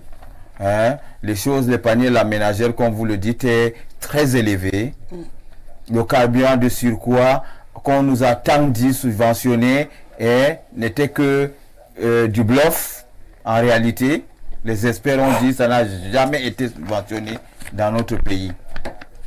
Voyez-vous que cette histoire, c'est un jeu qui veut nous conduire à certaines choses. Nous, par exemple, dans notre mouvement politique, nous savons que tout ça, ce n'est qu'un jeu qui veut conduire les Camerounais à se taire, à se calmer en cas de décision. Ils ont d'abord fait quoi avant pour qu'ils se calment? Parce que au fur et à mesure, on s'enfonce, Madame Rosalie. Oui, mais le souci, c'est que vous dites que c'est fait pour pousser les Camerounais. Parce qu'il faut avoir des décisions, et il y a des décisions qui vont suivre. Et on ne va toujours pas bouger. Vous le savez. Parce qu'on est programmé pour être statique. Non, je ne pense pas, parce que jusque-là, Okay. La famille ne nous a pas encore touchés. Quand on a déjà faim. Même moi qui parle là, il sent la famille. Bon. On est statu quo. Je te dis qu'on est statu quo. Le moment que la famille n'a point d'oreille, hein, nous ne sommes pas encore touchés. Les oreilles sont touchées. Le moment venu, si vraiment on est touché, ce n'est pas ce que vous êtes en train de dire. Ah, ok. Ça veut donc dire que le tout là, il faut se mettre. Vous voulez l'avoir dans le cerveau pour comprendre qu'elle est touchée. Elle fait maigrir. Elle n'a pas la main dans l'épaule. Vous dites qu'elle est touchée. Madame Rosalie, de toute façon, les Camerounais, des milliers de Camerounais sont dans cette situation aussi. Telle que vous dites, des millions de Camerounais. C'est regrettable quand même pour notre pays qui recule de 60 ans en arrière pendant que d'autres pays africains avancent de 50 ans en avant. Voilà. C'est triste. Oui, c'est bien constaté. C'est triste. Moi, je voudrais ajouter une petite chose. Est-ce que vous avez remarqué quelque chose, maître? Les Maliens qui étaient ici au Cameroun, vous les voyez encore? Ils sont tous rentrés chez eux. Hein? Oui. Ils sont tous rentrés chez eux. Vous voyez, est-ce que vous remarquez encore les Maliens en bordure de rue comme avant? Ils sont tous rentrés chez eux. Hein? Ils sont libres maintenant. Oui. La vie est super belle hein, chez eux, contrairement au continent. Le continent, c'est la galère. Madame Rosalie, je voudrais apporter de l'eau dans son moulin pour dire ceci. En réalité, il m'a repris tout à l'heure en disant qu'il ne s'agit pas seulement de baisser le train de vie de l'État. Et puis, il avait raison. En réalité, c'est toi qui as demandé qu'en baissant le train de vie de l'État, ça allait nous faire du bien. Il dit que ça ne peut pas résoudre le problème. Et vous revenez dessus maintenant pour dire le contraire de ce que vous avez dit. C'est un début de solution, mais ce n'est pas tout. Je vous dis la répartition inéquitable des richesses au Cameroun, des ressources, vous comprenez? Et la malgouvernance. En réalité, nous pensons que nous sommes, parce que lorsque l'État dit, nous allons revaloriser le SMIC jusqu'à atteindre 45 000, c'est parce que l'État pense que en revalorisant au-delà, l'État ne sera plus capable de payer. Donc il faut que le minimum soit cela pour que l'État soit capable de tenir à ses engagements. C'est pour ça qu'on se limite à 45 000. Mais il y a le train de vie de l'État, la répartition équitable des ressources du Cameroun et la bonne gouvernance. Si cela est fait au Cameroun, vous allez voir qu'en réalité, on sentira qu'on a vraiment, que le Cameroun est un pays qui a des moyens, qui peut augmenter le SMIC jusqu'à plus de 100 000 francs. D'accord. Fadima Toumpabé, je suis avec vous à présent. Apparemment, pour ceux qui auront droit à ce SMIC, ils trouvent que c'est minable et qu'il faut aller au-delà. Lui-même, il le dit, l'État du Cameroun déjà avait bloqué de 4 pieds lorsqu'il fallait valider ce SMIC, en laissant donc le privé aller à 60 000, le secteur agricole à 45 000, en restant à 41 000. Aujourd'hui, avec le problème du carburant, ils acceptent d'ajouter un 5% qui, pour beaucoup ici sur ce plateau, c'est comme une salive dans un océan, un crachat dans l'océan. Ça veut dire qu'on ne ressent même pas qu'on a ajouté quelque chose par rapport au problème que cette hausse du carburant apporte à tout le monde. La réalité, Rosalie, c'est que ça touche tout le monde, presque. Voilà. Et que c'est ça... bien avec le presque là. Presque tout le monde et que on ne saurait ni se désolidariser, ni se... Donc c'est un problème qui nous concerne tous. Parler de ce SMIC vraiment revient à dire que la vie est trop chère au Cameroun. La vie est trop chère, de plus en plus chère. peut-être c'est la bonne phrase, de plus en plus cher. Avant, peut-être avec 50 000, une famille pouvait vivre, mais maintenant ce n'est plus le cas. Et plusieurs facteurs entrent dans le jeu.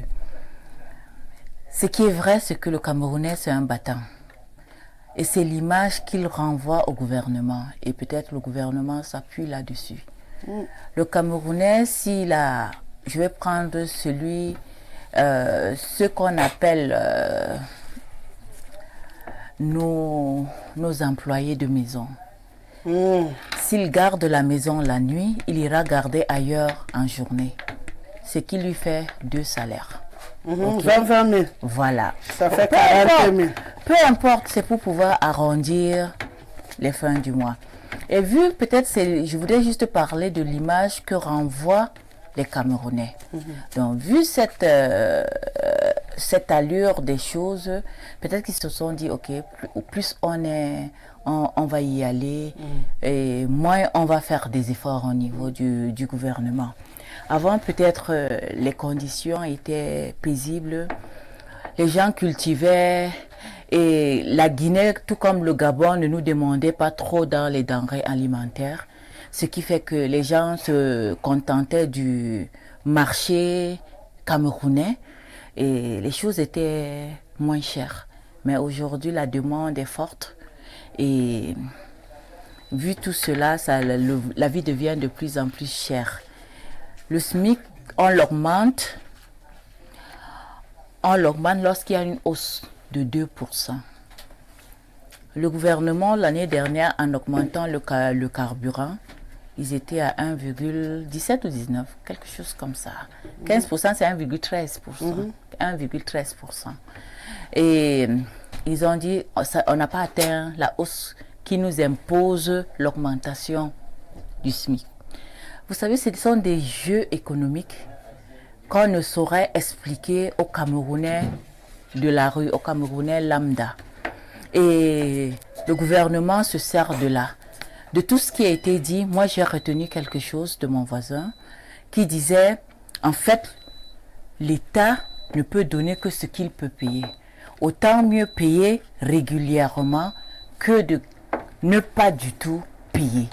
Et je pense que c'est un peu là la force de notre gouvernement, parvenir à payer ce minimum de salaire, qui est déjà quelque chose. Parce que si on n'a pas atteint les 2% qui nous poussent automatiquement à revaloriser le SMIC, ça veut dire que en deçà de ces 2%, ils ont pu revaloriser.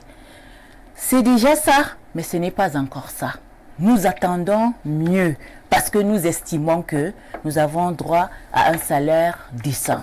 Et le salaire décent, c'est ce salaire qui va nous permettre, à ce Camerounais lambda d'aller vaquer à ses occupations et rentrer trouver à la maison qu'il a à manger, pouvoir se soigner et pouvoir se vêtir. Maintenant, quand il aura fait ces choses minimales,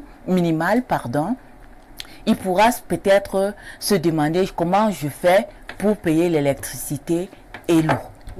Mais nous constatons qu'avec ce salaire, mais même si ici dans la ville de Yaoundé, même si on vit dans les taudis, c'est quasiment impossible de s'en sortir le mois. C'est clair. C'est pour cela que beaucoup essayent de faire autre chose en dehors de leur travail. C'est clair. Et c'est peut-être aussi la voie peut-être pour pouvoir lancer, comment je vais dire ça, suggérer peut-être à ceux qui nous gouvernent de mieux voir comment est-ce que on pourrait repartir la richesse dans ce pays. Cet épineux problème. C'est épineux problème. Mais c'est ça, parce que même en réduisant le train de vie du gouvernement, qui est peut-être celui du carburant ou bien de l'acquisition de certaines voitures, je pense que ça ne va pas du tout résoudre le problème. Le problème, nous le savons très bien, c'est la répartition des richesses. On ne peut pas voir peut-être un DG qui touche 30 millions et celui qui touche 60 millions. Ça devient compliqué. C'est vrai que ce sont des sociétés, c'est vrai que c'est ceci. Je pense mais c'est trop, on va dire ça comme ça, c'est trop. C'est très délicat Voilà. et il faudrait qu'il y ait une réforme. 60 millions à la fin du mois, comment? Il y a une réforme dans ce sens. Moi, je pense que c'est un problème qui touche tous les Camerounais, presque tous les Camerounais. Et c'est le lieu peut-être de voir ce qu'il y a lieu de faire. En 30 secondes, monsieur le ministre. Je voulais... Parce que l'affaire arrive quand on parle. Il faut voir que le langage qu'on utilise est vraiment... Je vous explique. Quand on augmente le pétrole, c'est l'affaire de ceux qui ont de voitures. Ouais. Mais quand on revient, pour ceux qui n'ont pas de voiture, on leur donne 5%. 5%. Bon, alors qu'on a augmenté 15% de l'autre alors, côté. nous sommes, quand on allait dans les réunions avec les autres États, je vous assure que le fonctionnaire camerounais est malheureux. Très malheureux. Quand on avait 600 000 francs de salaire à l'époque, on a rencontré d'autres confrères qui avaient 4 millions de salaire, 6 millions même en Côte d'Ivoire, les ministres. Donc, le Camerounais est un docteur qui est fonctionnaire. Vous lui donnez 150 000, même 200 000 par mois. Vous vous rendez compte? Un docteur qui travaille seul peut gagner 200 000 par jour. Donc, les fonctionnaires camerounais, vous croyez qu'ils sont bien. En réalité, vous avez raison. Mais mettez maintenant les Camerounais de village. On parle un peu des Camerounais de la ville. Les Camerounais de village. Donc, à mon avis, le problème camerounais mérite un travail de fond. D'accord. Bonsoir Rosalie, à ton panel, jusqu'à on appelle ça salaire. Un pays autrefois prospère, riche, faisant rêver ses citoyens, où il faisait bon vivre. Et bim, tomba dans les griffes des avis d'incompétents, voleurs de la chose publique depuis plus de 40 ans déjà. L'arme doit déjà changer d'épaule dans ce pays. C'est Balou depuis Bertois. Pour la majorité des téléspectateurs, puisque j'aurais plus le temps de tout lire. Si l'État ne peut pas payer que ce qu'il peut payer, pourquoi la discrimination dans son paiement? Qu'est-ce qui peut justifier de tels écarts entre les civils et les hommes en tenue? C'est vrai que ce sujet mérite de revenir sur la table de fond en comble. Là, on aura l'occasion encore de le faire. Là, on est arrivé au thème de cette émission. Merci à vous quatre d'avoir été là. Merci à Fatima Toumpabé, à Maître Jules Maillot, à Simon Bila, mon ministre à moi, et bien entendu à El Hadj Oumarou Nassourou. Merci à Célestin Tomo qui était au mixage vidéo de cette émission et bien sûr à Ismaël qui était derrière les caméras. Je vous reviens demain lorsqu'il sera 17h et je vous laisse en compagnie d'Hermine Ilouga pour le journal à langue anglaise dès qu'il sera 19h. Bon suite de programme sur nos antennes. Respect, Monsieur Doneva. À demain.